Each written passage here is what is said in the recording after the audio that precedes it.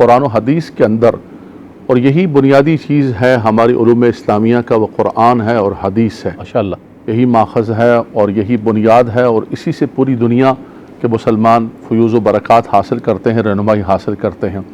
قرآن مجید فرقان حمید کے اندر رب تبارک و تعالیٰ نے اولیاء کرام کی شان کو، مقام کو بہت جگہوں پر بیان فرمایا، بہت صورتوں کے اندر۔ ایک تو مشہور آیت کریمہ الا ان اولیاء اللہ لا خوف علیہم ولا هم یحزنون، خبردار بے شک جو اللہ کے دوست ہیں، اللہ کے ولی ہیں۔ اب یہ جو ولی کا لفظ ہے رئیس بھائی، یہ اللہ تبارک و تعالیٰ کے لیے بھی استعمال ہوتا ہے۔ اللہ ولی الذین آمنوا یخرجہم من الظلمات، کیا کہنے ہیں، سبحان اللہ، نحن اولیاؤکم فی الحیات الدنیا وفی الآخرہ۔ یعنی اللہ تبارک و تعالیٰ فرماتا ہے کہ میں ولی ہوں ایمان والوں کا، کیا کہنے، ہم ان کے ولی ہیں، ہم ان کے دوست ہیں۔ اور پھر جو رب کا ہو جاتا ہے تو اس کے لیے بھی اللہ نے فرمایا کہ وہ ولی اللہ ہے، اللہ تبارک و تعالیٰ کا دوست۔ یعنی یہ محبت جو ہے یہ جانبین سے ہوتی ہے، کیا کہنے، اور یہ بہت بڑی سعادت ہوتی ہے۔ تو فرمایا جو اللہ کا دوست ہے، اللہ کا مقرب ہے، اس کی شان یہ ہے کہ نہ تو ان پر کوئی خوف ہوگا اور نہ ہی وہ غمگین ہوں گے۔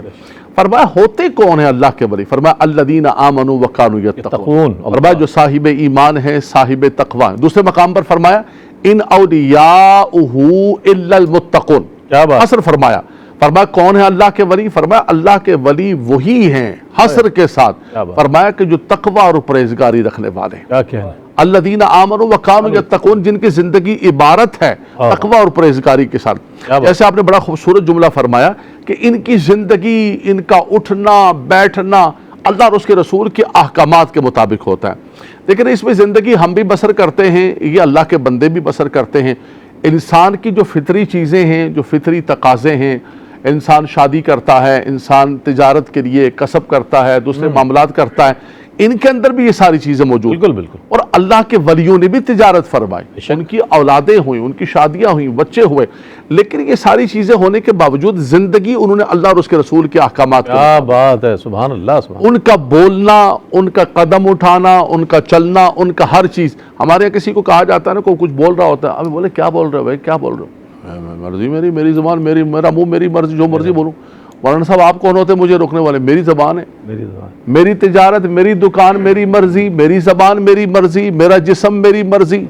اللہ والا فرماتے ہیں نہیں نہیں نہیں، کچھ بھی نہیں۔ ان اللہ اشتری من المؤمنین انفسهم واموالهم بان لهم الجنہ، فرمایا تمہارا تو سب کچھ بک چکا ہے، کیا بات، بارگاہ خدا میں، بازار مصطفیٰ میں تمہارا سودا ہو چکا ہے۔ کیا تمہارا مال، کیا تمہاری زندگی، کیا تمہاری زبان۔ سبحان اللہ، فرمایا کہ انسان ما یلفظ من قول الا لدیہ رقیب عتید، اللہ، فرمایا انسان زبان سے جملہ نکالتا ہے، کرامن کاتبین موجود ہوتے ہیں۔ یہ فرق ہے ہماری زندگی میں اور اللہ والوں کی زندگی۔ کیا بات، کیا وجہ ہے؟ آج صدیاں گزر گئی ہیں، ان کے چرچے ہیں، ان کا ذکر ہے، ان کے ہر طرف نام ہے۔ فَاذْكُرُونِي أَذْكُرْكُمْ وَاشْكُرُوا لِي وَلَا تَكْفُرُونَ، فرمایا کہ تم میرا ذکر کرو، میں تمہارے چرچے کروں گا۔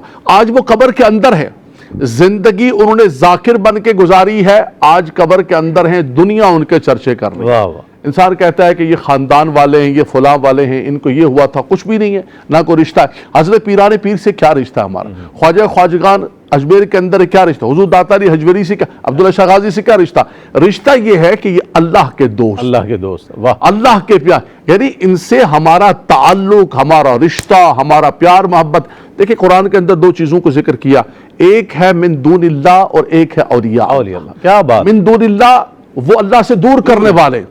اب یہ بھی ایک ظلم ہے کہ من دون اللہ کی آیات کو اٹھا کر اولیاء اللہ پر چسپاں کر دیں، خیانت ہے، خیانت ہے بہت بڑی۔ اس پر بڑا جملہ کہا آپ نے، بہت بڑی خیانت ہے کہ یار قرآن خود واضح کر رہا ہے کہ یہ من دون اللہ ہیں، یہ بدبخت ہیں چاہے وہ کوئی بھی ہوں، لیکن فرمایا اولیاء اللہ ہیں، لا خوف علیہم ولا هم یحزنون، نہ تو ان پر کوئی خوف ہوگا نہ ہی وہ غمگین ہوں گے۔